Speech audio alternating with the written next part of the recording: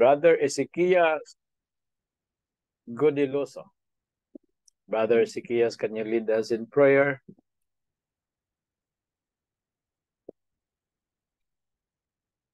Marinig ako, Doc? Yes, loud and clear. Okay, let's pray. Heavenly Father, this evening, O Lord, as we start our online class, we ask the Holy Spirit to guide us, give us wisdom so that we may be able to understand the message we have about to hear this evening. Bless our speaker, Dr. Litran, and also all the students, Lord. Give us wisdom to understand better the lessons that we have to discuss this evening.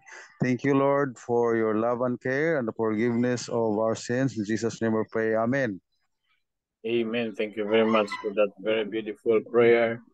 And I would like to remind our director to send the link to Prof. Bill D so that he can come in by the time of the Hebrew studies. Okay, I'm not going to share my screen anymore because I've already sent to you the materials that I'm going to put on the screen. So our midterm examination, this is equivalent to midterm examination. And the next examination that we are going to have is the final, is with regards to the factors affecting our midweek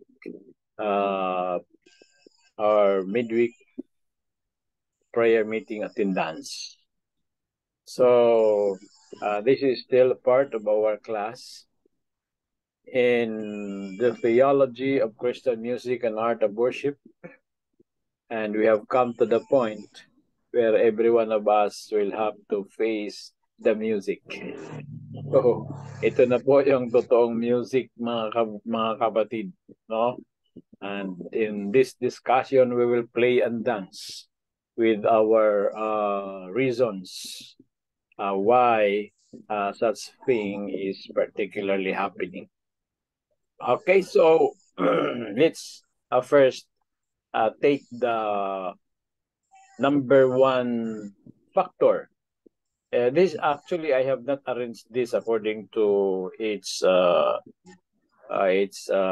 weight, but just randomly. So let's talk about midweek service engagement. Can you describe a memorable experience during a midweek service that particularly engaged you? What aspects made it engaging for you? Okay, so I will call from the left. Okay. Then one question, maybe two or three participants only. I mean, two or three volunteers, so that we can cover everyone. Okay, so ulitin ko, it's about midweek service engagement. Yung talagang tayo po ay nakaka-connect, no? Nakaka-connect. Kung minsan may mga sinasabi yung ibang tao tapos hindi natin nakakuha, sa Bisaya ang tawag nila ay wa makakunik. Okay. So, meron po bang mga memorable experience tayo na sa panahon ng midweek service na talaga po tayo ay 100% connected to the service or engaged, at ano ang mga aspeto na nakapagpakunik sa atin doon sa serbisyong ginagawa. Mayroon dito sa aking kaliwa, walang iba kundi si second lieutenant. Walang pangalan ito. Number 158. Sino to? No? FT 158. 158, Doc? Yes, 158. Sino po to? Chaplain Christopher Macam, Doc. Oh, okay. Chaplain Macam. Ano po ang masasabi mo tungkol sa pagiging engaged doon sa ating anong tawag nito? Worship, midweek prayer. So, yung talagang kunik na kunik ka ba yung buhay at saka doon sa ginagawang serbisyo sa prayer meeting? Doc. Siguro, Doc, i-share ko na lang din yung pinaka-experience ko po sa Saudi, Doc. Opo nga, experience mo, experience. Apo.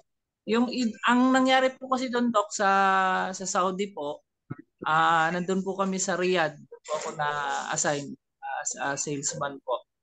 Ngayon, ang ano po namin doon, service po namin doon is madaling araw po, hindi po gabi. Kasi usually po gabi po yung mga trabaho namin.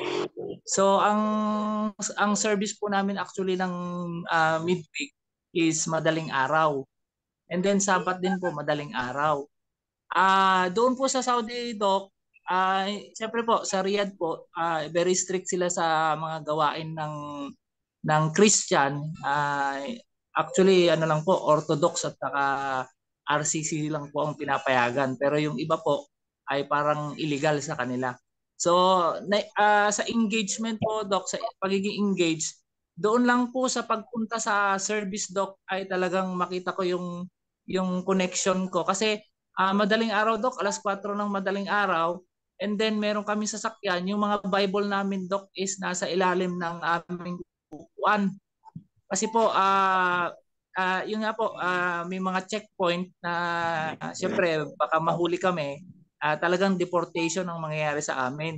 So, doon, Doc, kumbaga sa amin, sa akin, Doc, engage na tinatawag doon, yung connection ko, kahit na naka-risk yung trabaho ko, actually, Doc, kasi pwede kang ma-deport, and then pwede ka rin makulong ng nasa 15 to 1 month, Doc, kasi bawal nga po yung mga Christian activities doon.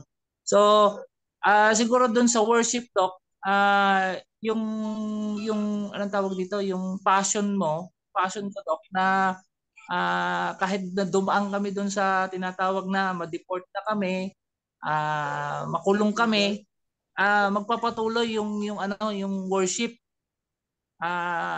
Yun, Doc, yun yung parang experience ko sa pagiging engaged ko sa worship. Yun Okay, yung po yung experience ko, Doc. So, bilang engaged, no, you are connected to the activity. Ano bang madidescribe mo na talagang personal ka na nakilahok, no? Yung talagang, say for example, ikaw ba yung nag-lead, that is engagement. Ikaw ba yung naging chorister, that is engagement. O ikaw yung natural lang na singer, pero talagang feel mo yung worship. Anong particular na aspect dito? Okay, Doc. Yes, Doc. Actually, Doc, not necessarily po doon, not directly po ako po yung worship, yung kumbaga tumatayo as a singer o preacher. Ang hawak ko po kasing ministry doon, Doc, is sa transportation at saka po sa technical.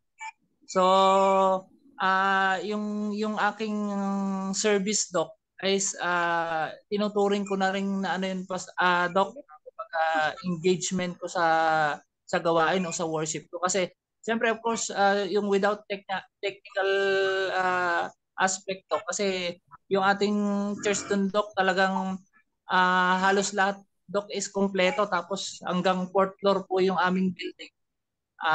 Ako po yung parang nag-a-arrange simula po sa video, sa computer, at saka po dun sa mga microphone, at saka po dun sa connection sa iba't ibang TV sa bawat level. So, parang yun ang nakon ko naman, Doc, na parang sa worship, not necessarily, Doc, na ikaw yung nag-preach. Kasi, siyempre, may mga pastor dun, Doc.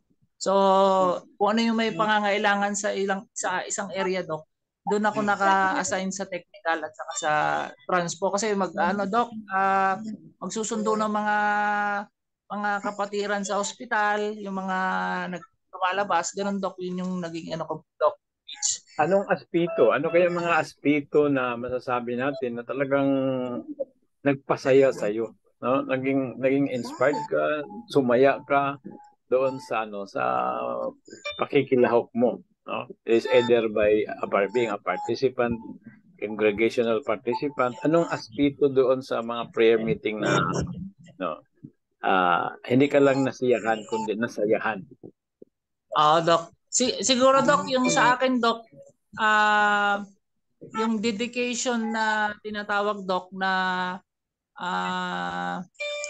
kasi Doc, yung naramdaman ko na kasiyahan Doc doon parang priceless Doc kasi yung pag-serve mo sa Doc sa mga kapatiran doon, although risky, is fulfilling naman siya Doc kasi kumbaga parang Doc yung pag dumadaan pala sa mga risk o sacrifices, mas nararamdaman mo na fulfilling yung service mo Doc. Yun yung napipil ko Doc doon sa Saudi dati Doc, doon sa testa sa experience ko Doc. Okay, so thank you very much.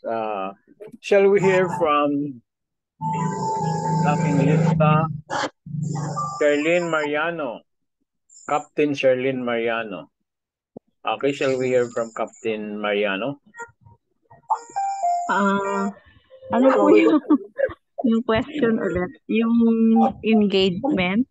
So, yung engagement, meaning to say, the point na ikaw ay nakakonect, no, you are connected with the service is by way of personal experience or by way of participating or giving kung may bahagi ka, na-engage ka, meaning to say, yun lang, paano ba natin express, nakakonect, no? Parang you are involved ka talaga na hindi lang passive na pumunta ka tapos umupo tapos umalis, no? Wala namang nangyari sa buhay mo. Okay. Kung wala namang nangyayari doon, darating ang panahon na mag-quit ka, wala namang yung what in it for me, what it did for me ay napaka-importante. So, yun ang ibig sabihin natin na ikaw ay naging connected with the worship or sa pamamagitan ng participation or whatever na naka-benefit sa'yo. Okay po. Thank you po. Bali po, the usual midweek kasi 'di ba merong prayer request, prayer of thanks. Pag kasi dun sa mga usual na churches, pag hindi ka naman ganun ka vocal, so parang nakakahiya naman na sabihin mo dun yung mo prayer request. Pero dun kasi parang kakaiba kasi yung experience ko dun sa Manila Center dahil meron silang jar na dun mo ilalagay may isang jar para sa prayer request, may isang jar para sa prayer of thanks na at least doon mailalagay mo talaga yung gustong-gusto mong ipanalangin kasi secret lang yun, ikaw lang at saka ang Panginoon ang nakakaalam nun. So, yung ganong part doon, tapos may music na background habang nilalagay mo yun, tapos yung magpipray na kayo, yung part na magpipray na kayo. Yung ganong part po yung I am looking forward every midweek kasi nararamdaman ko talaga na parang Wednesday is my date with God, yung gano'n. Hindi naman hindi ko kasama ang Panginoon sa ibang araw, pero parang it's a special date with God. Yun lang po. Okay, so I like the merong nabanggit na phrase na nakalimutan ko tuloy, hindi ko na take note. Yung itong ano, yung aspito ba, yung connection mo with the midweek prayer na talagang you are always looking forward to, no? So talagang meron kang nakakakunik ka doon sa ano, sa tinatawag na midweek prayer meeting, no? Isa kasi na point diyan na yung tinatawag personal engagement at saka yung dahil sa pakikilahok mo or mayroon kang involvement, you're always looking forward to that particular activity. Kaya isa yan sa mga factor na nakikita natin why people go to midweek prayer because nakaka-connect nga sila no? There is something that connects with them. Hindi yung parang wala namang may nangyari, pumunta ako doon, parang wala no? So, thank you very much. Let's call for the last participant or interaction. Dito sa aking kaliwa ay nasa lista ko si Brother Kid. Brother Kid Bail.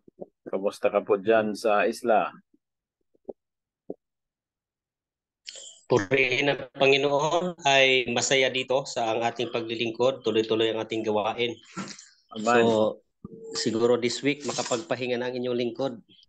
Maliban na lang sa paghahanda natin sa ating family camp na buong area. So, ako po, Dok, ako'y natutuwa sa pagdating ng midweek dahil ito'y nagpapaalala na malapit na ang Sabat. Masaya ako na magbigay ng mensahe, mga paalala kasama ang ating Panginoon at ibabahagi yung aking makaranasan sa biyaya ng Panginoon on that particular night or day. Dahil ito yung time na maraming nananalangin din para sa akin at ako'y nananalangin din para sa kanila. Yung ating tinatawag na prayer request. No? So, pagdating ng Tuesday, ako'y tuwang-tuwa na pag-sunset noon. Dahil darating na ang midweek at nalalapit na ang Sabat. So, yan ay inaasam-asam mo palagi na magkaroon ng tinatawag na gatherings kasama ang mga kapatid. Dahil yun yung busy kasi ang halos lahat busy with sa mga dumadaan ng mga araw dahil sa kanilang hanap buhay. Pero ako'y tuwang-tuwa na kung mayroong 2, 3, 5 katao sa church na aking makumusta, na aking makamayan at maririnig ko ang kanilang testimony pagdating ng midweek prayer. Yun lamang po, Dok. So, in short, ano nakakapagpasaya sa iyo sa pagdadalo ng worship? Pag-deliver ng message ng ating Panginoon. Okay. So, yun ang engagement point mo. Yung engagement point mo ay yung po ba nakaka-motivate sa iyo na you are looking forward to another midweek na ikaw talaga i-attend? Yes po, Dok. Dahil kailangan yun yung nagbibigay sa akin ng kasiyahan na talagang kailangan ko pupunta sa church dahil kailangan kong ma-meet ang mga kapatid, magpaalala sa kanila. Hindi naman necessarily na lagi-lagi na ako yung nagsasalita, pero ako yung nagbibigay kasi ng tinatawag na schedule, no? Dahil nagtuturo din tayo dito how to preach, paano magkaroon ng tinatawag na engagement ang mga kapatid. Isa din yun sa natutuwa tayo na yung ating nagiging estudyante, natuto rin siya sa pag-deliver ng message na Christ-centered talaga. So isa din po 'yon na nagiging dahilan kung bakit gustong-gusto ko na midweek na at gustong-gusto ko na magpunta sa simbahan pag midweek at inaapura ko ang aking sangbahayan na kailangan pumunta. Okay, so thank you very much. So nakikita natin dito no na ang mga different connection no doon sa or engagement points sa pag-attend ng midweek. Yung mayroon kang role na or meron kang anong tawag nito? It may be a role, a part, no? May party ka, may role ka, mayroon kang responsibility, at mayroon kang yung sense of kasiyahan, kaya ikaw ay always looking forward to another midweek kasi nga ikaw ay mayroong connection. Nakukunik mo yung sarili mo doon sa activity or sa kung anong mayroon sa midweek na yan. No? So, let's go to the next point from midweek service engagement to program relevance. No? Okay, the question is, in your opinion, what makes a midweek program or event relevant to your spiritual journey? Pagka sinabing relevant, may kahalagahan sa iyo, no? Kumbaga may relasyon, parang connection din no? It's all about connection yung ating pinag-uusapan. Pero relevance is can be understood from the point of kahalagahan ng program, ng event para sa yung spiritual na paglalakbay, no, spiritual journey, no? So, ano po doon sa program, no? Tama ba yung ano ko? What makes a midweek program yan, no? Ano ang nakakapagbigay ng halaga doon sa midweek program para sa iyong paglalakbay bilang isang Kristiyano? Ano ang sa-cite mo na examples sa program na ikaw ay talagang napaka-meaningful na part sa sa iyong buhay? No? What part, no? What part? Okay. Sino po yung tatawagin natin? Let's have from my left. Or this time, hindi ako magtatawag. May mag-volunteer. No? Volunteer na sasagot sa tanong. Ang tanong, anong party ng programa na talagang napaka-mahalaga sa iyo? At saka ito po ay mga mahalaga sa iyo dahil nakakatulong sa iyong spiritual na paglalakbay. Actual po, no, actual po na nakakatulong sa iyong spiritual na paglalakbay. Ano pong part doon? Doc, I volunteer. Sige po. Ako, ang gustong-gusto ko doon sa part ng worship natin sa midweek ay yung makarinig ng mensahe ng Diyos. It makes me revive my faith. At yung magkaroon ng tinatawag na prayer request. No? At alam ko na maraming mananalangin hindi lang sa mga kapatid, maging ang aking panalangin ay mayroon ding nananalangin para doon. So itong dalawang bagay na ito ang nagbibigay sa akin ng kalakasan kasi pagka nakarinig ka ng mensahe ng Panginoon, parang parang musika yun na umaano sa iyong buhay, sa iyong tainga na naririnig mo. Plus, ma-inspire ka ngayon na manalangin sa Panginoon via tinatawag nating prayer request dahil nakarinig ka ng magandang mensahe ng Panginoon. So nagbibigay siyang inspirasyon. So itong dalawang bahagi ng programa ang pinaka inaabangan ko talaga sa tinatawag nating midweek prayer. Okay, si Sister Dory, adorable. Bernardo pala. Sister Dory, adorable. Okay. Dory Bernardo.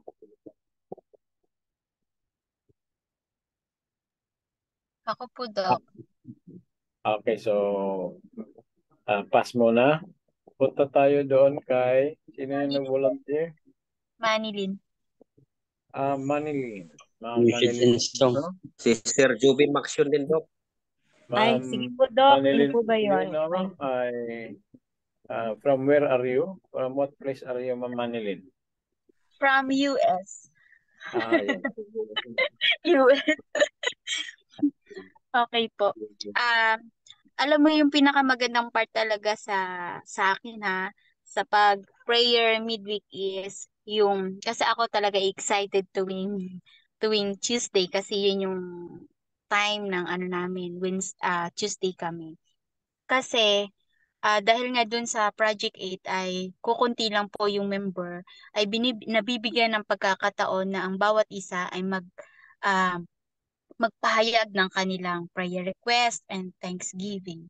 So, sa akin, yun po yung pinaka-exciting na part. Kasi lalong-lalo na kapag ako ay may problema, talagang gusto ko lahat na hindi po ako nahihiya na sabihin na ganito yung problema ko, ganito yung pinagdadaanan ko and nire-request ko na ipag-pray ako lahat ng mga kapatid. And besides sa kung may problema ako, hindi lang yan. Excited din po ako kapag lalong-lalo na kapag may napakagandang nangyari sa buhay ko. Halimbawa, may achievement, rewards na ganitong nangyari ko, yung problema ko na nagkaroon ng solusyon. Talagang proudly po talaga ako na nagsasalita sa mga kapatiran ko at hindi po ako nahiya na magsabi ng pasalamat sa ating mahal na Panginoon. Yun yung pinakamagandang part na excited lagi akong pumunta sa simbahan. Hindi lang sa may problema ako, kundi magbibigay din ng pasasalamat sa ating mahal na Panginoon. And lahat din, kasi syempre, yung mga kapatiran din, ay mabigyan ako ng pagkakataon na marinig ko rin yung mga problema nila, yung mga nangyari sa kanilang buhay ng isang linggo. So, kasi minsan, 'di ba, hindi naman natin nakakausap lahat ng personal yung mga kapatiran natin. Kasi yung midweek prayer, ayun yung pagkakataon na makausap yung mga kagrupo mo. Kasi kami, by group kami eh. So, may oras talaga na nilalaan. Halos buong oras o magbibigay, yun ang malaking oras na binibigay pag midweek prayer sa amin na kung makipag-usap ka sa mga kagrupo mo para malaman mo kung ano ang nangyari sa kanya, kung may maganda bang nangyari o wala, ay yun ang ano talaga, ang pinakamasayang part sa akin. Yun lang po. Okay, so yun ang party, no? So from your standpoint, yung part na nabibigyan ka ng ng pagkakataon na makapag-share, no? So, yun ang ano mo, yun ang yun ang party ng programa, no? Na relevant, no? May kahalagahan sa iyo. Brother Jomar Kalim, nagtaas ng kamay. Brother Jomar. Bakit po yun, Doc? Makain po si Jumar eh. Bulig po ako. So, Joey ka muna po sa Joey ko. Joey, Sister Joey, Sister Joey, Brother Joey. Okay.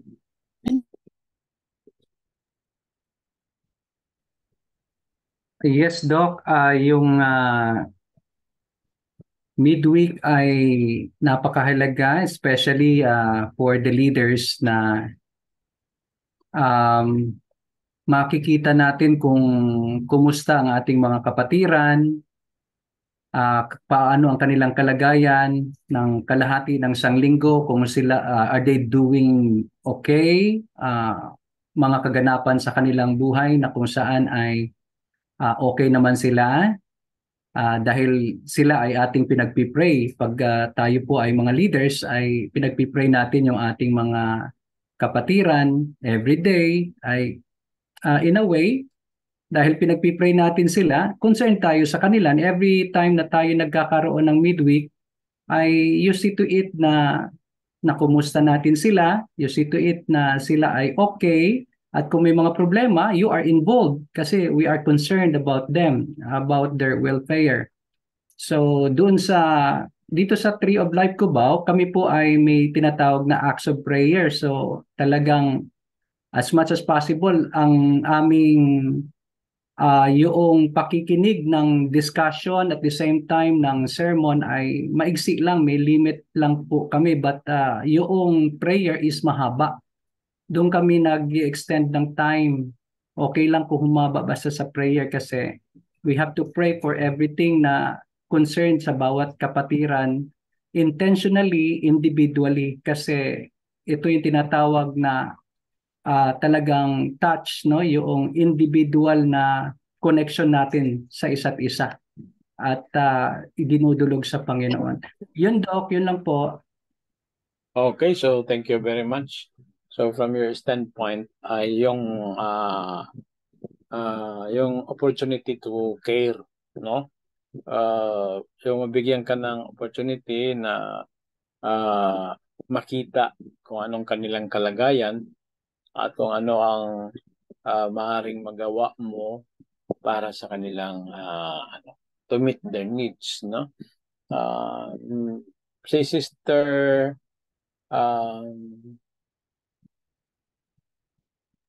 Bakit po ka narinig?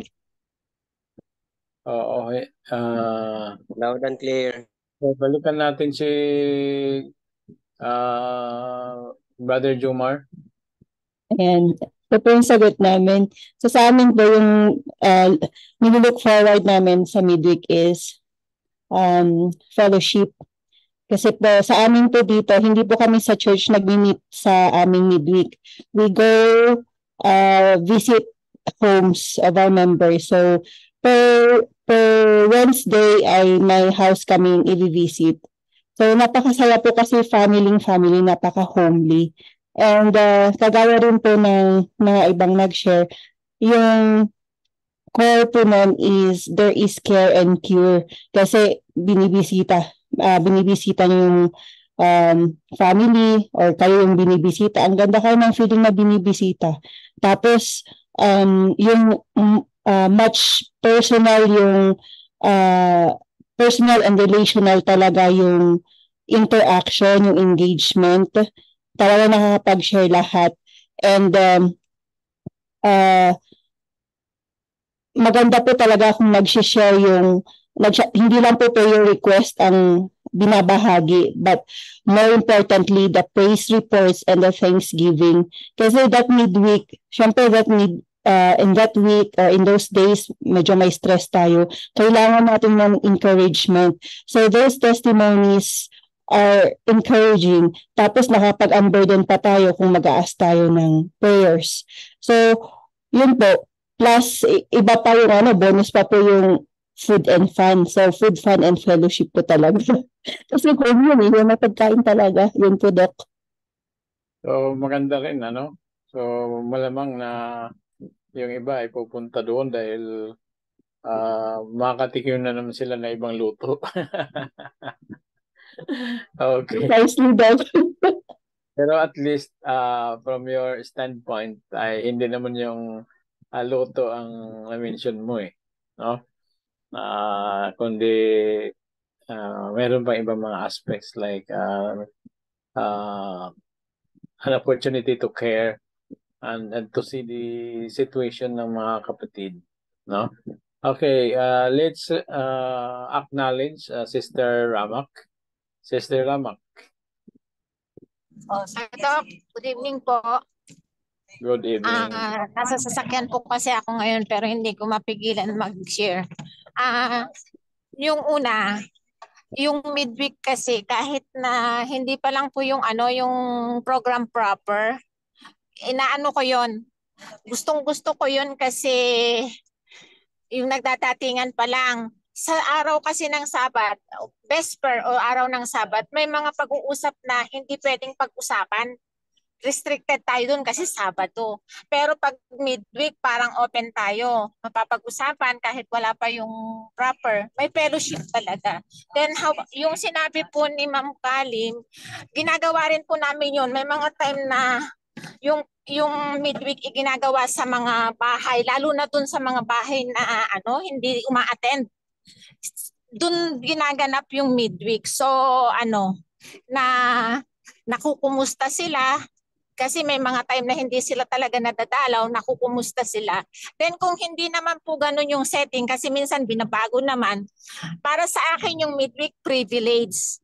Katulad nung sa maliliit na church, yung mga time na hindi mo mai-share, halimbawa, music ministry, o hihilingan ka, gusto nyo ba yung sa midweek natin, ang i-discuss is about music, yung mga ganon, yung parang yung natututunan kong lecture kay Sir Dante, i-share ko din, halimbawa ganon. Then yung health, o gusto nyo ba series tayo sa midweek na ito, i-health, kasi pag Sabat marami, ang daming program, hindi na maisingit yung mga ibang bagay na hindi nakakaligtaang i-tackle, bigyang pansin, pero sa midweek na free. Then pa rin, yung tuwang-tuwa talaga ako dun sa yung ang midweek naman minsan ginagawang testimony part.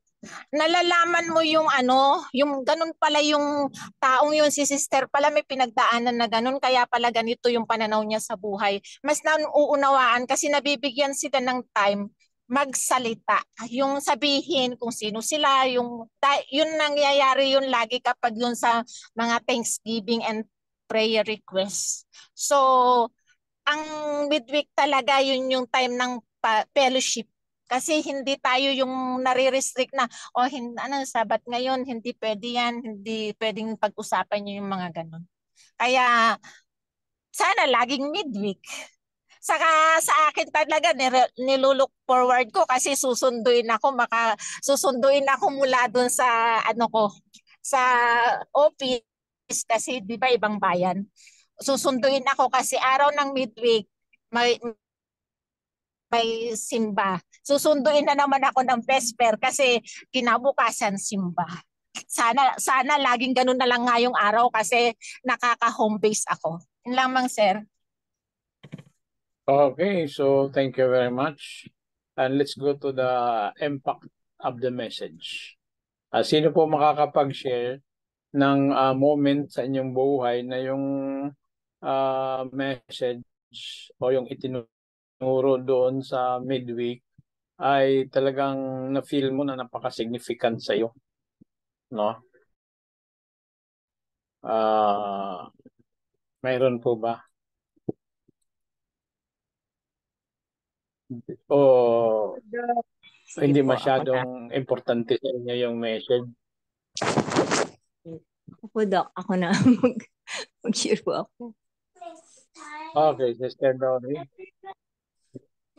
Yung sa akin po yung pinaka-message na may malakas na impact sa akin during midweek. Ayun po syempre message about prayer. Siyempre po, midweek prayer meeting, yun po ang talagang natin, di po ba pinupunto natin about prayers, about yun pong ang message talaga. Kasi po para sa akin meron talaga ding isang elder na nagbigay po ng message about prayer. At talaga po ito ang talagang masasabi kong nakakaano sa akin. Meron siya talagang malaking impact. Even when I read a book about prayer, lalo na po yung natatanda ko when I was born again pa noon, prayer that can move mountain. And it is about faith. And then talaga pong napakalaki ng impact sa akin noon. Kaya po, yun ang po sa akin. Yun yung parang pagka na ko yung prayer, may mga prayers ko, even it is impossible, talagang parang impossible. Yun po. Po.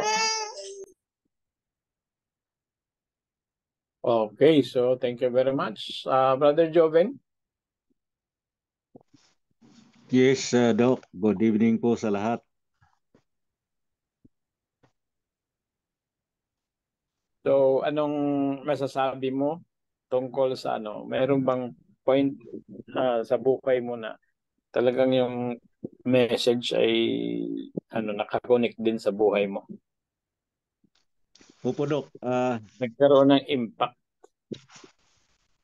Yung sa isang pagkakataon na kagaya nung nasabi ni Sister May kanina, sa amin kasi rito, dahil isang church yung pinapasukan namin, di nagra-round yung group na pumupunta doon sa naka-schedule sa particular week. Several months after my return to the fold of Christ, ay nagkataon din na of course with my wife, nagkataon din na yung first cousin ko, yung asawa niya ay may na-diagnose siya sa isang challenging na health issue. So, na most of the case is life-threatening yung diagnose sa kanya. And it was, I don't know if it is a coincidence or whatever it is, parang natapat sa group namin. Kami ang sponsor kami ang worship leader sa prayer meeting na yon ng midweek. Naka-schedule yung district pastor namin, pero biglang may issue, hindi siya makarating. Doon sa group namin, ang kapatid ko, kami mag-asawa, tapos yung may bahay, yung may residence doon sa Pakahildan, ay parang last resort ay yung abang lingkod ang magbibigay ng mensahe. Honestly, hindi ako prepared, but sabi ko, siguro ituturo ng may kapal kung ano ang isi-share ko sa pagkakataon na to. Basta ko na lang binuksan yung Bible, natapat yung pagkabukas doon sa Psalms 117. Maganda at nang daladla akong Biblia yung natin, yung Andrews Bible natin. Kaya pagtingin ko doon sa footnote, may parang clue na nakuha ko doon. Kaya yun pala daw ang shortest psalm sa Bible. So parang inumpisahan ko doon, pero dahil all praises yung tinutukoy ng passage na yon, ay inala ko sa point na kahit na may karamdaman, yung hipag ko ay hindi kami dapat mag-worry, ang tawag doon, mag-alala, dahil kung minsan ang mga bagay na yun na dumarating sa buhay ay part ng pagpalapit ng Diyos sa ating kalooban sa Kanya. So, may na-share akong kwento na narinig ko several years back nung bata-bata ko.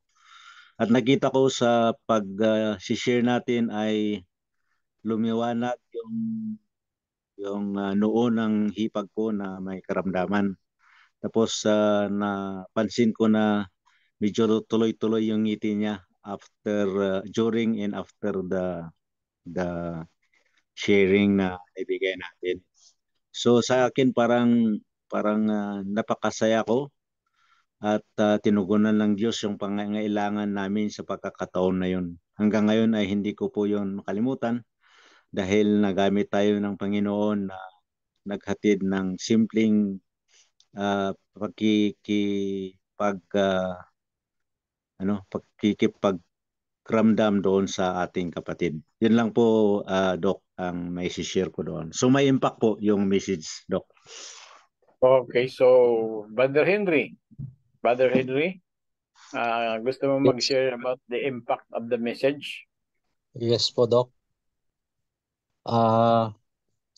Personally, ako po ay nabibless talaga sa mga message, lalo yung mga naririnig po natin sa mga nagbibigay ng message at yung mga nababasa po natin, naririnig. Pero mayroon po akong isang karanasan, Doc, na matagal na. At narinig ko sa isang pastor po natin. At yung akin ding sinishare na mga message na gusto ko rin i-share mamaya. Yung thought doon na hanggang ngayon ay hindi mawala sa isip ko. Na nagbigay ng impact talaga sa akin at every midweek ay kahit isa, dalawa, tatlo ang kasama ko ay magtuloy ang midweek. Hindi pwedeng walang midweek. Dahil ang midweek para sa akin is a hitting apparatus ng church yan. Kahit isa lang ang nagpipray, dalawa, tatlo, dapat ay nariyan lagi bukas yung church pag midweek.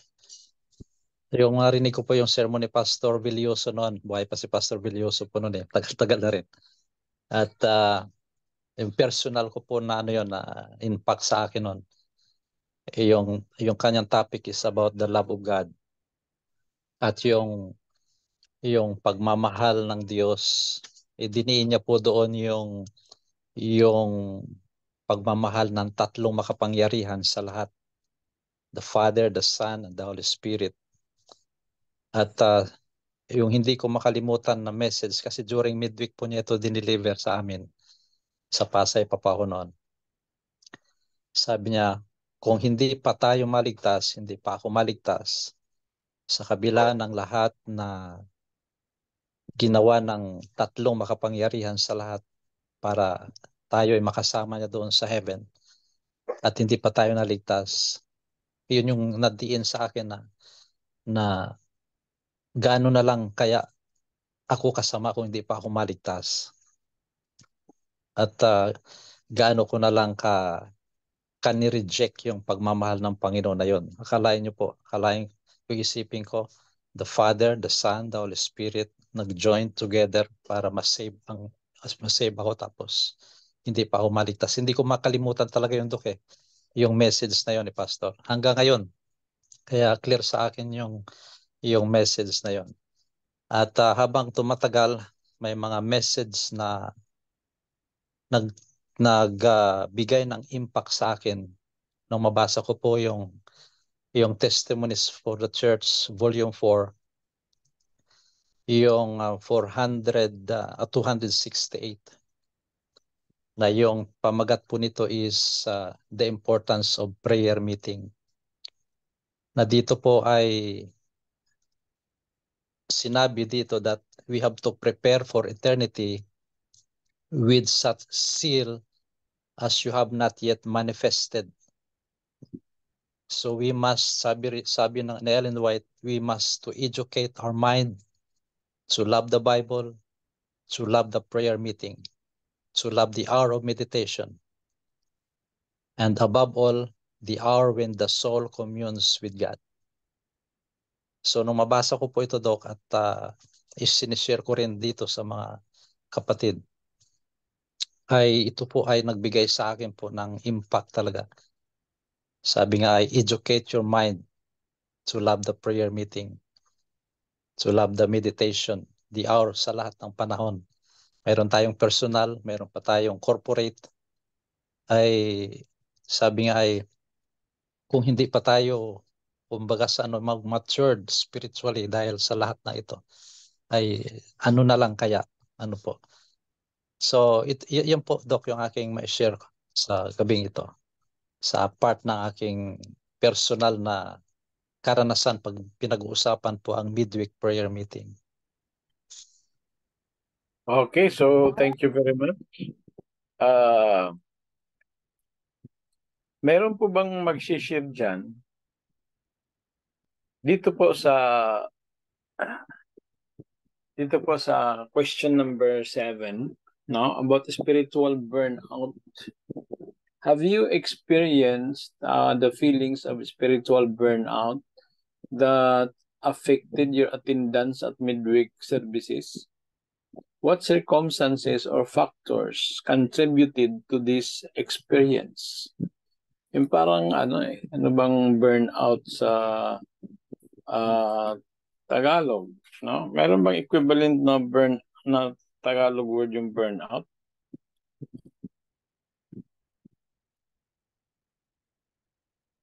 Kasi sa English, naiintindihan natin yan eh. burnout ako eh. Parang nawalan ka na ng gana. Ayun, no? Kasi yung burning ay na-out na eh, no? So siguro yung Tagalog natin diyan, mga panahon na nawalan mga panahon na nawalan ka ng gana mag-attend, no? Sa mga spiritual services like midweek, no? At saka hindi ka na nag-attend dahil yun na nga, bigla ka lang siguro or dandahan kang na wala ng gana. Makaka-identify ka po ba ng mga factors bakit ka nawalan ng gana? Sino po yung mag-experience ng katotohanan na there was a time na nawalan ka ng gana magsimba? At bakit nawalan ka ng gana? Anong mga factors na na-realize mo na ito yung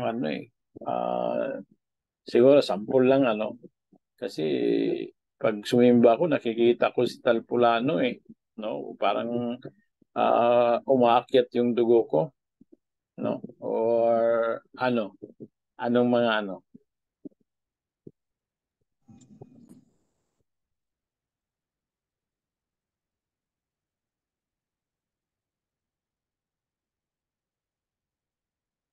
Okay, meron bang magsishare dyan? Tatawag na lang tayo.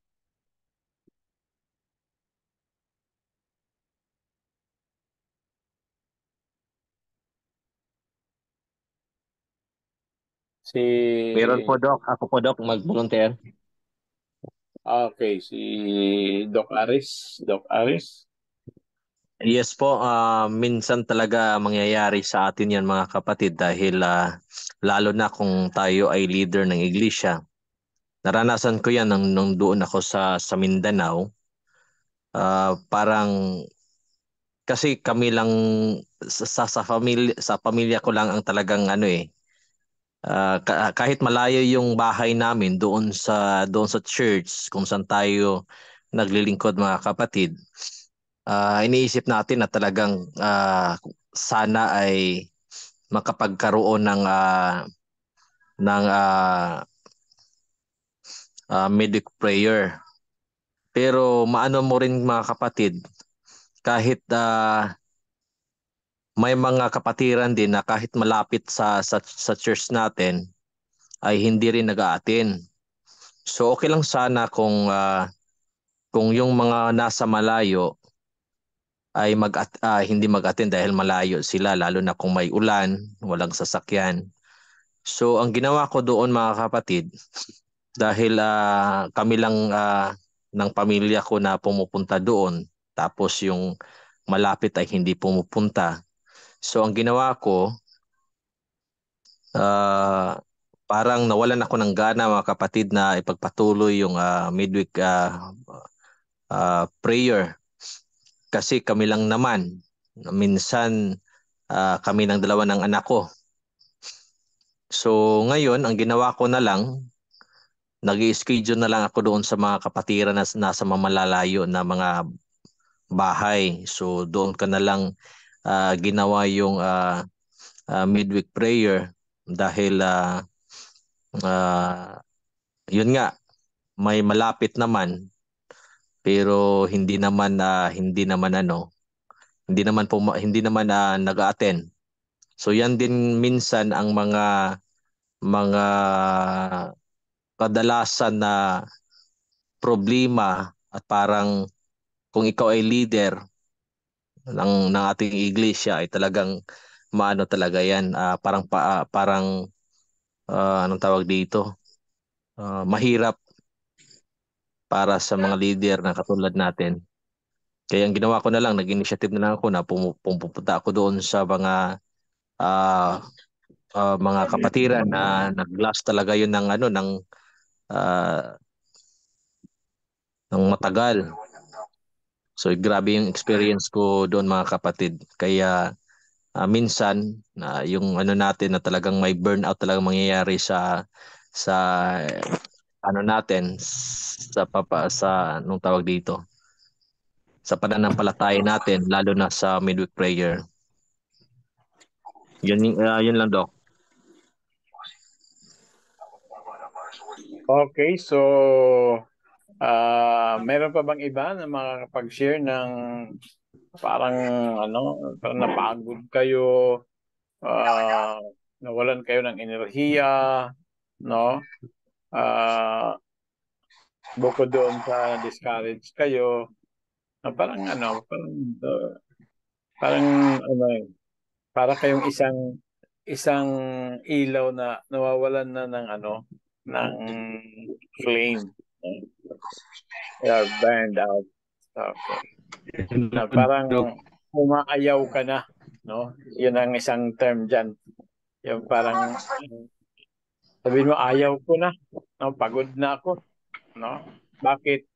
Anong mga reasons na bakit nakakontribute sa pagkapagod mo at saka pag aayaw mo? We have Brother Raul. Yes, thank you.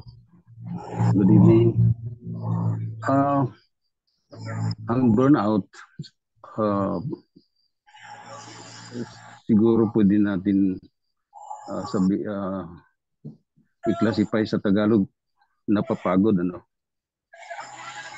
Pero I discovered sa leadership sa publishing ministry. Kasi yung Brother Raul, yung burnout, hindi lang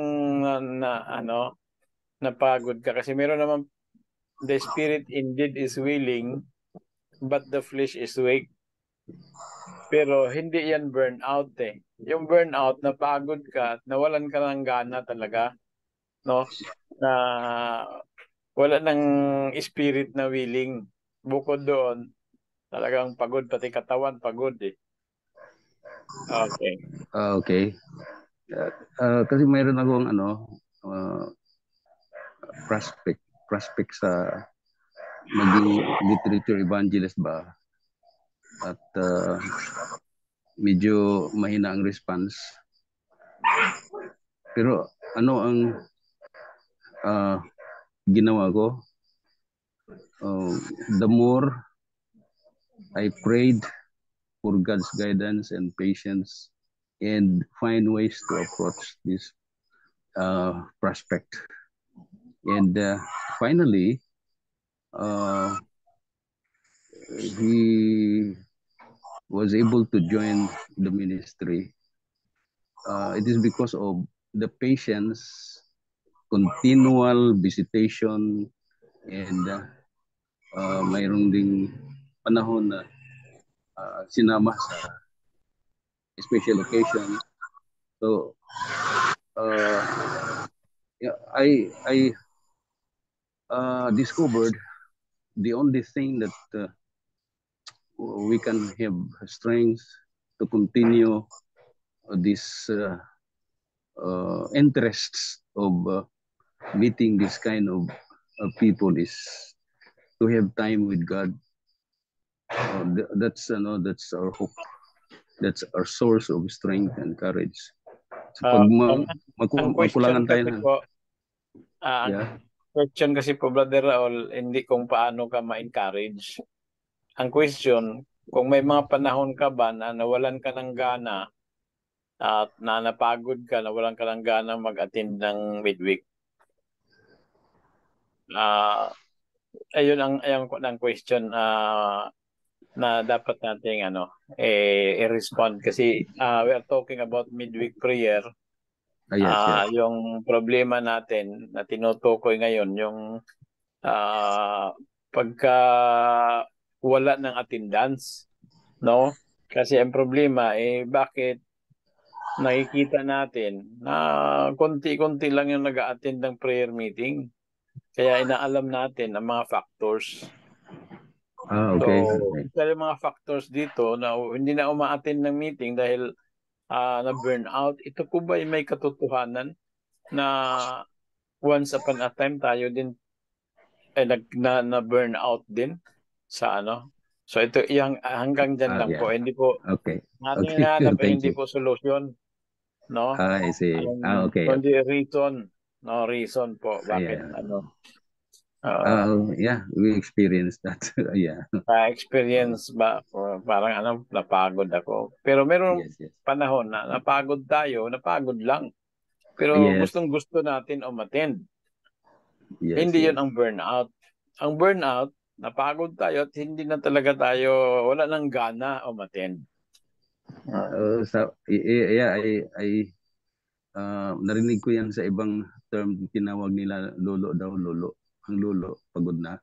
Ang dalawang lost of desire, lost to live, i-burn out talaga yan. Sabi ng isang nagbibigay ng hindi po isa po. Personal ba? Kasi yeah. ang sinisir mo yung iba eh. Yung tanong natin, tayo po mismo ang tinatanong, mayroon ba? Kung wala naman, so maganda rin yan kung hindi tayo naka-experience ng burnout. Yes. We experienced that. Ang tinatanong dyan, hindi yung kung may nakita ka bang ibang nawalan ng gana. No? Okay. Ang tanong po, kung tayo po ba ay nawalan ng gana. Okay. Thank you for the clarification. So, I experience also. Na-experience yan ko yan. Thank you. Anong mga factors, ang tanong doon, na nawalan ka ng gana, napagod ka, nawalan ka ng gana, ano po yung contributing factors? Okay. Kasi yun yung hinahanap natin eh. No? Kasi po para mabigyan ng solusyon. Kasi kung ang pagka-burnout ay isa sa mga causes bakit hindi na nag-a-attend yung kapatid, hinahanap natin ano yung factors bakit sila na burnout, no? So dito po muna tayo magsimula sa ating sarili, no? Ano po bang mga factors bakit ako na burnout noon, no? Ano ang mga nangyari, no? Okay. Balikan kita dyan. Thank you. Si Brother Sikias po muna. Then sunod si Sister. Hello, Doc. Okay. Hello, Doc.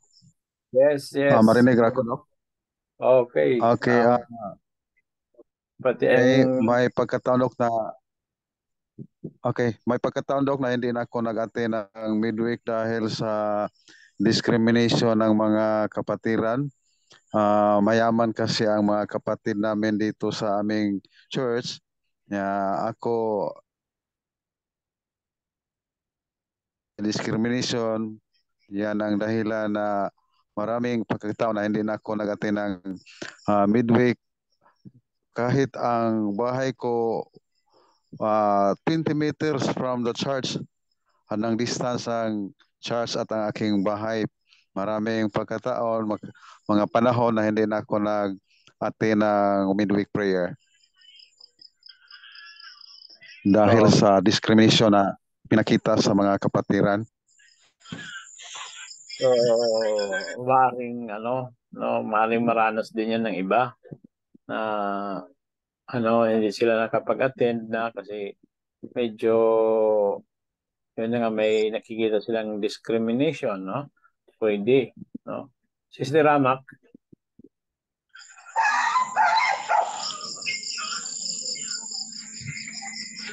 Hello po, good evening po.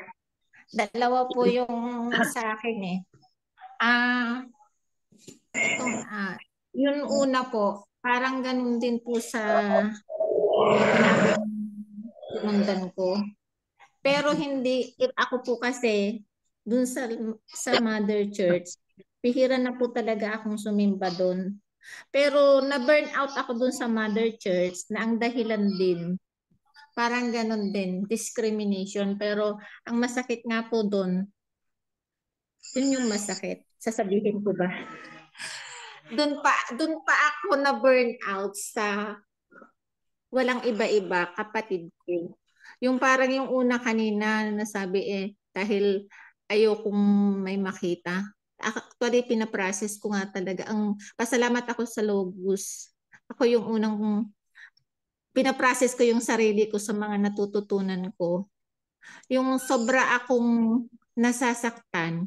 Kaya hindi ako doon nag-a-attend. Sa maliliit na church lang po ako nag-a-attend. Na yung term na discrimination ayaw kong sabihin, pero bakit kaya sabi ko pag ako yung may issue, walang ginagawa yung pamunuan, yung church, samantalang kung yung sabihin ko na, kung yung kapatid ko yung may issue, all out support sila.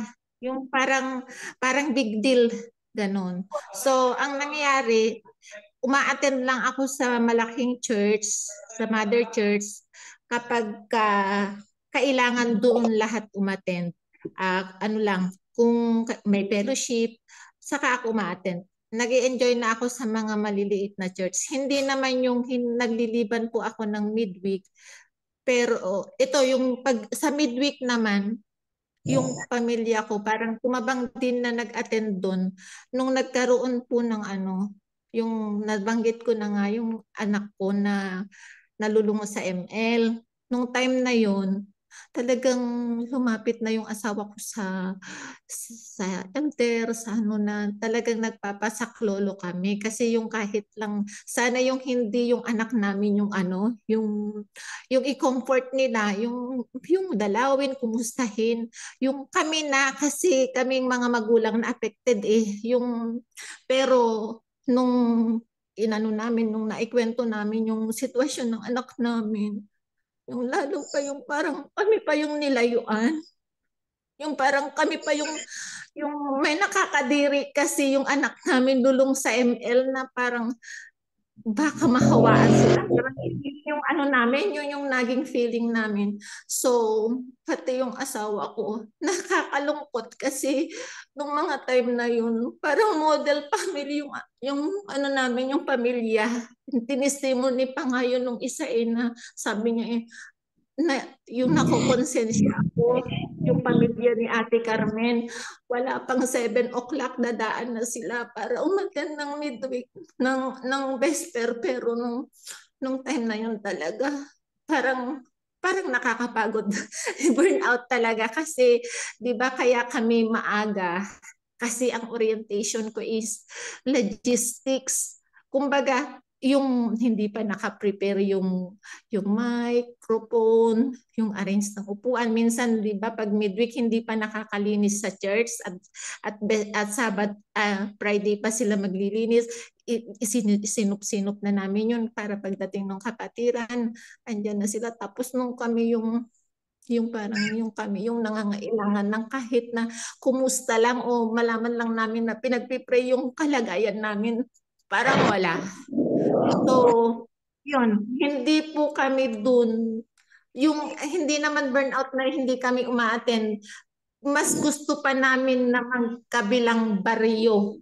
Yung magta-travel pa kami ng ilang minuto bago kami makarating sa maliit na church kaysa doon umattend sa church.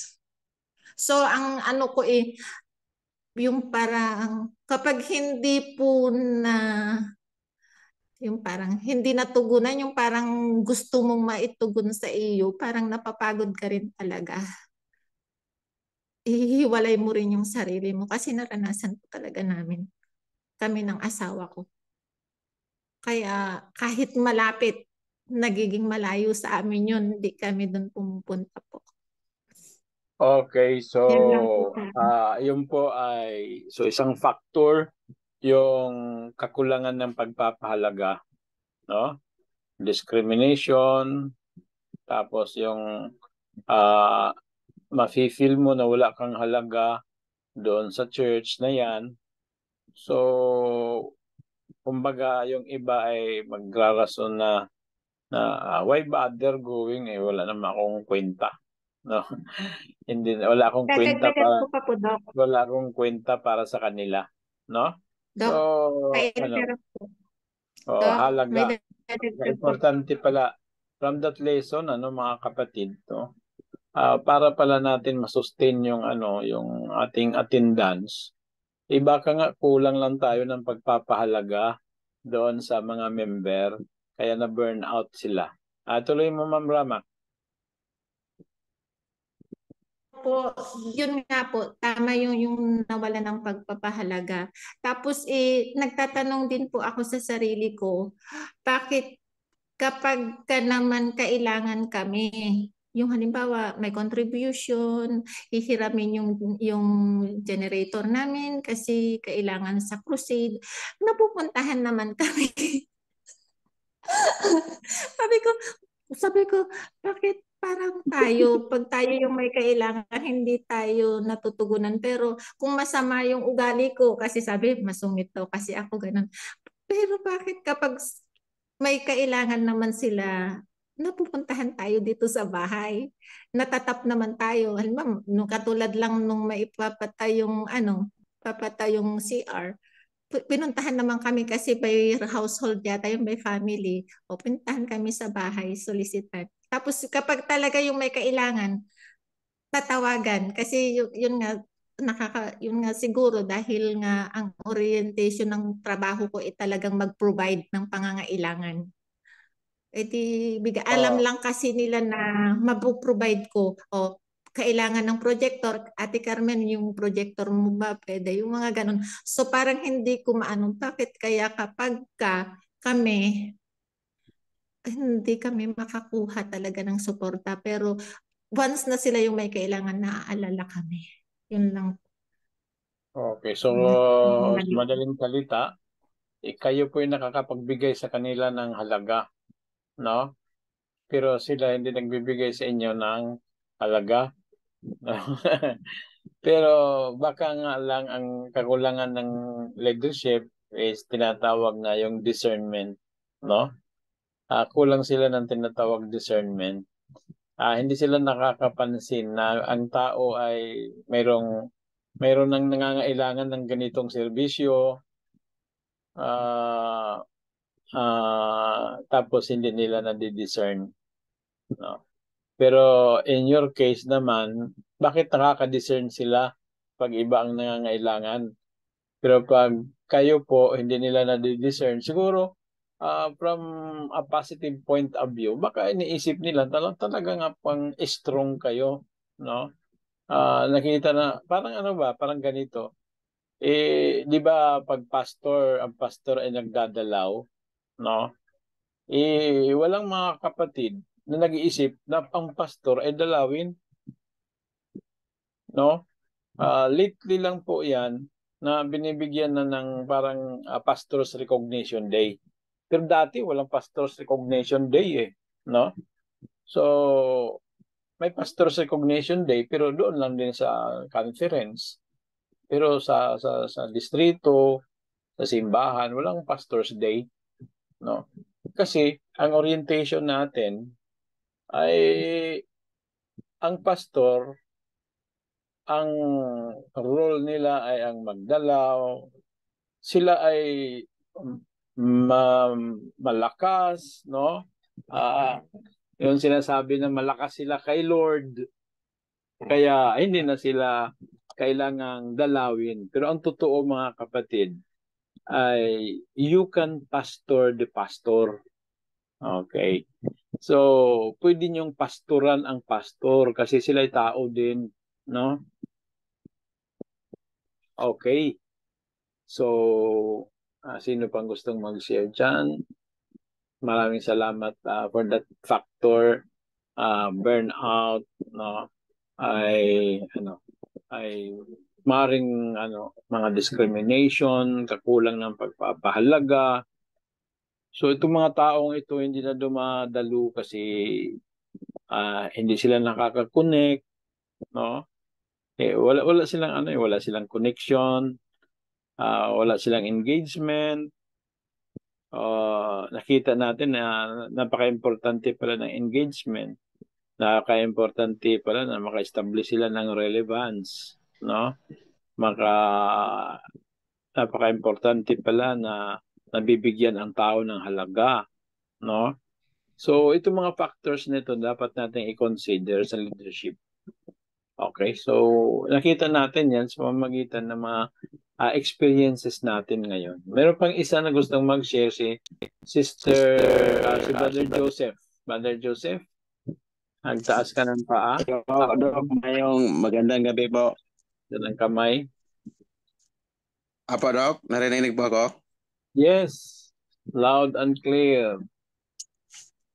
Yung experience ko, Dok, yung una kasi, yung nakapunta ako sa sa Manila po, nag-review po ako ng CPA.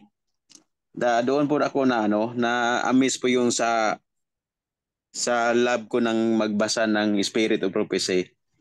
Pag uwi ko dito sa Mindanao, so hinahanap ko yung yung Spirit of Prophecy. Nakabili po ako ng 2-3 volume po ng Spirit of Prophecy sa MBC po. Yung nung yun sa Festival of the Leyte yung una. Tapos nung nagbasa na ako, sinishare ko sa sa church. Tapos ina-apply ko din ng kung ano ang nabasa ko, ina-apply ko yun sa sarili ko. Tapos sinishare ko sa church. At doon nag-umpisa po na sinabihan po ako na kanila na ako pa day offshoot. Nagtuturo daw ako na na mali ng turo. So doon yun ang parang na-feel ko po na parang kalaban ko na yata yung yung mga kasama ko sa church. Kalaban ko ta. So sa baga pa sa sa chicken pa, yung nakakulong ka sa halwa, yung parang baguhan ka, parang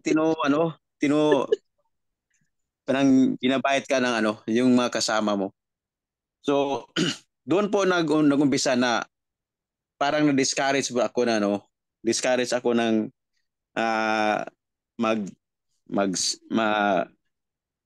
magsimba. At nung una, yung doon lang kami sa sa bahay, basa ako ng ng Spirit Prophecy, yung sa buong Sabat po, nagbabasa lang ako. Pero na-realize ko na mali pala yon. So nagbalik ako ng simba. Pero yun din pa rin ang na ko. Ang iba binigyan ako ng pagkataon na mag-share. Tapos pero parang parang ang na-feel ko po na yung mga kasama ko parang lumilingon. Ayaw nila makinig sa sa mga testimony po ng Panginoon sa Spirit of Prophecy. So pero yung experience na yon, kahit nga marami sa akin nga na pinagsabihan ako ng mga layman na ako daw ay offshoot dahil po sa mga nababasa ko at tapos ina-apply ko sa sarili, din itinuturo ko, hindi ako nag-share ng hindi ko po na-apply. So pero sa ngayon naka-adjust na po. Naisip ko kung mag-feel ko sa kanila ng ng masama o anong hindi mabuti, ang sabi po ng Panginoon huwag kang magsabi ng kahit anong tao na hindi po sa Bisaya pa dili binilaan. So lahat po na tayo ay dahil po tayo ay may kasalanan, hindi po tayo pwede magsabi na kahit sino. So yun lang, ipinapakita ko lang kung kailangan po ako na hindi na ako magsalita, ginagawa ko na lang yun. Nag-connect lang ako ng Panginoon, kung gusto mo, kung may gusto kang ipa-share, pwede po ako mag-share. Pero kung wala po akong pagkakataon, tumahimik na po ako tumahimik na po ako.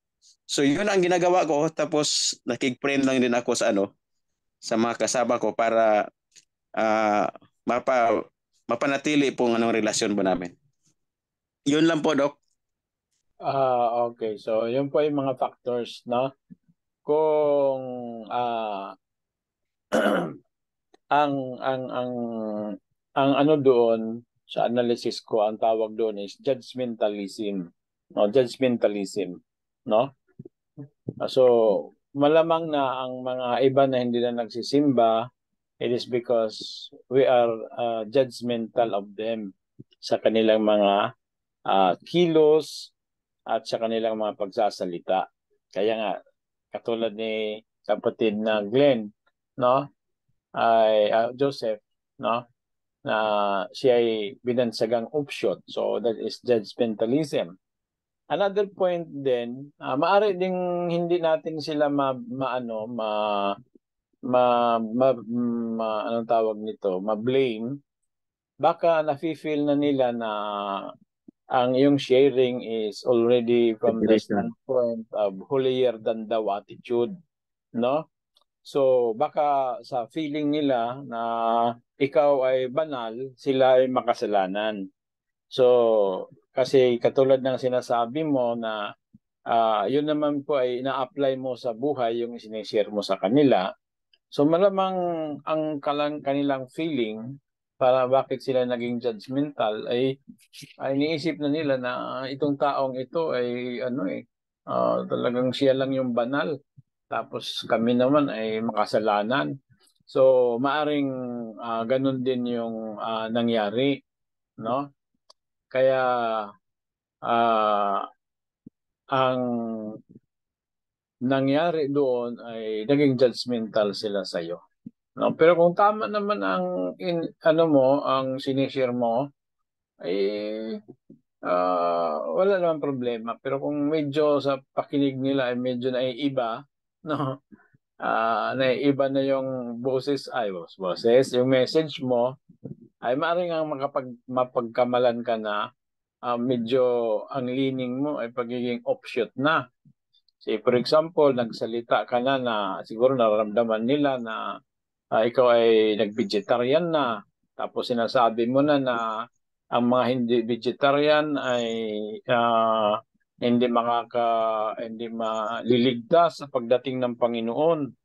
Ay talagang ang feeling ng mga kapatid niyan ay itong taong ito offshoot na to no?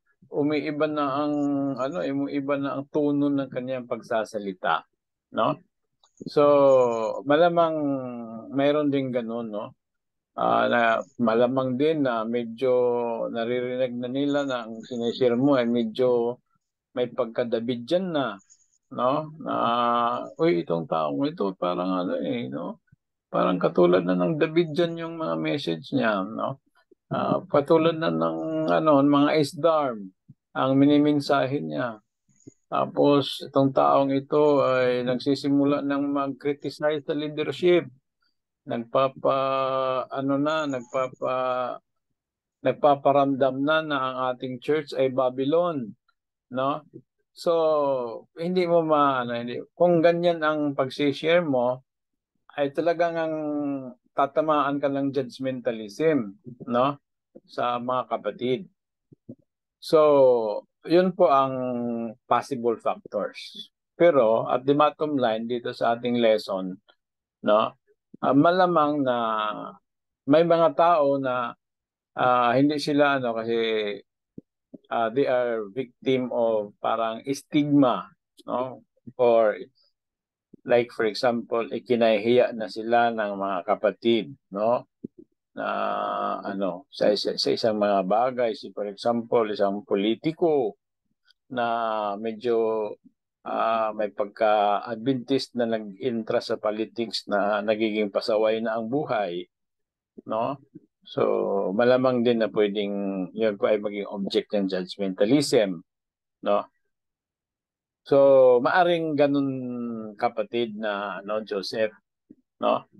Pero ang point natin doon, no, sa lesson sa life mo, maaring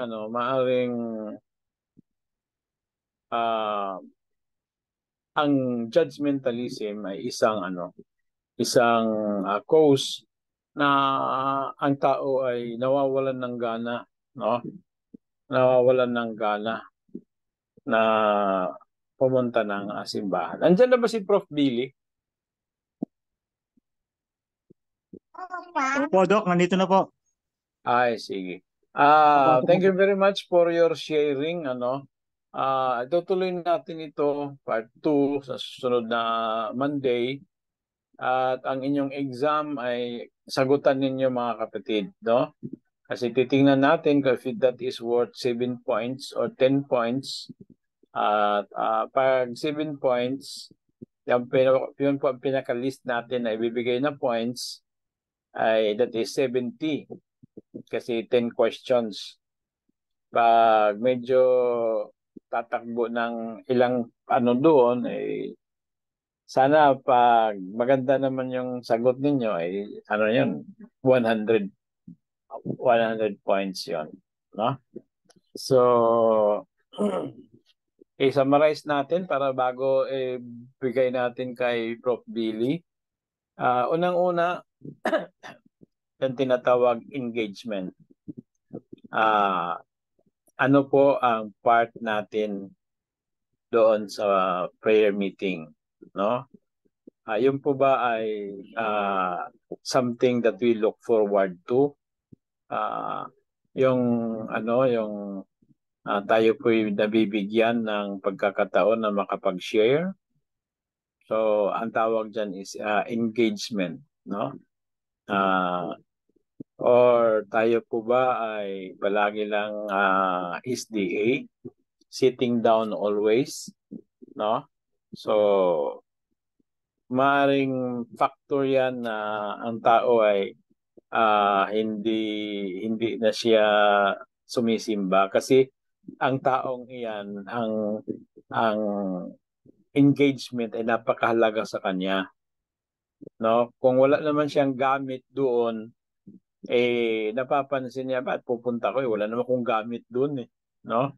Wala akong pakinabang sa kanila. So may mga taong ganun. So dapat tayo po ay merong discernment na itong taong ito ay magsisimba ito pag nabigyan ng part, no? Ma-feel niya na siya may pakinabang, nakakapag-participate. Mayroong siyang engagement. Pangalawa na point natin yung impact ng message, no? Na ang tao ay nadadala siya doon sa kasi love na love siyang makapakinig ng message na na-apply niya sa kanyang spiritual journey, no? So hindi man siya mabigyan ng part, pero yung point na yan ang nagdadala sa kanya, kaya siya ay nagsisimba, kaya siya umaattend, no? Kasi yun po ang pinakamahalagang part, no? Kahit wala siyang part, pero dahil he is always looking for a message that can minister and feed his soul, ay pumupunta siya, no? Kahit wala siyang part, no? Another ay yung tinatawag na relevance, no? Ang mga tinatalakay, ang mga programa ay mahalaga sa kanyang buhay, no? Pang-apat, maaring nabibigyan siya ng halaga, no? Nafi-feel niya na ang mga kapatid ay nagki-care sa kanya. Yung pag nafi-feel niya na the brethren doesn't care, ay lalayo siya. Wala naman silang pakialam sa akin, no? Okay lang pag mayroon silang kailangan sa akin, no? Kasi naalaala ako. No, pero pag wala naman silang kailangan sa akin, wala din, no? Mayroon akong nagkasakit yung aking hindi naman lang dinalaw. Parang ganoon din yung mga feelings ng mga pastor, no? Kaya nakabasa ako ng isang article sa Ministry magazine, yung magazine ng mga pastor, na pastoring the pastor, no? Sino ba sa inyo ang nagkaroon ng panahon, mga kapatid, na kayo po ang nanalangin na sa inyong pastor? Kami po ba nung pandemic, kami ang nagdalaw. Okay, so yun maganda, no? So kasi ang pastor ay din, Tao lang sila eh. Nadi-discourage din yun eh. Marami din mga pastors na burn out din sa ministry at lumalabas. No? Hindi na sila nagpapatuloy sa sa ministry. Okay? So, yun po. So, they need the church members. Kasi pag binibisita sila, dinadalaw sila, yan, natutuwa sila. No? Yun. Mga tips, pastoring the pastor. So, that is vice versa. No? Na pangangailangan. Sunod ay ano pa ba? No? Let me see my colleagues. Okay. Ayan, spiritual burnout, community, hindi pa natin natalakay yung iba. Technology, message impact. Okay. So, thank you very much mga kapatid. Mari-review ko naman yung mga questions at saka mga answers ninyo. Then, we will do some more next Monday. So, we'll have a break for 2 to 3 minutes. Then, we'll give the time to Prof. Billy.